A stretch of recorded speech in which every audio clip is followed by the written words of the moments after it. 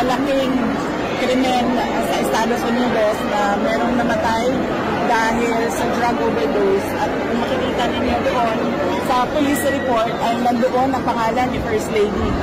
So ngayon, ang tanong, anong ginagawa mo doon, Liza Araneta Marcos, nung namatay yung mayamang Pilipinong yon?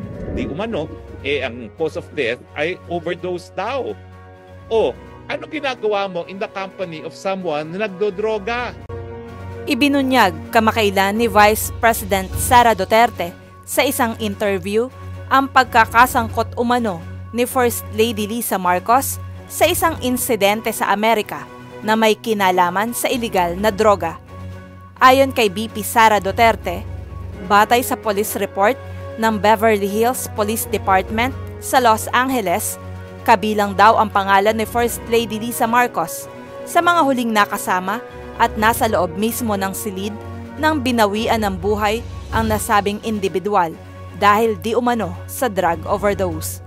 Nasa Amerika noon si First Lady Liza Marcos upang ipromote ang Manila International Film Festival sa Hollywood at kabilang di umano ang nasawi sa entourage nito. Dagdag pa ni VP Sara, matapos ang insidenteng ito ay bigla na lamang daw kinidnap at isinorender ng Administrasyong Marcos si dating Pangulong Duterte sa International Criminal Court. Nagkaroon ng malaking krimen sa Estados Unidos na merong namatay dahil sa drug overdose. At kung makikita ninyo doon sa police report ay nandoon ang pangalan ni First Lady Liza Marcos na isa sa mga tao doon sa loob ng kwarto kung saan yung tao ay nag-overdose sa suspected drug overdose sa hotel room at ang daming nakikitang white powder substance na sinabi doon sa police report ay suspected cocaine din, ay bigla nilang kinuha si Pangulong Duterte. Sa kauna-unahang pagkakataon, tinira ni VP Sara si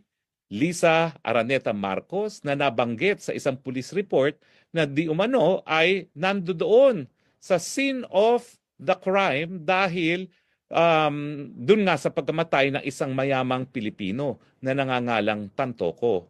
So ito po'y kauna-unahang deklarasyon ng isang public official na nadawit doon ang Liza Araneta Marcos. No?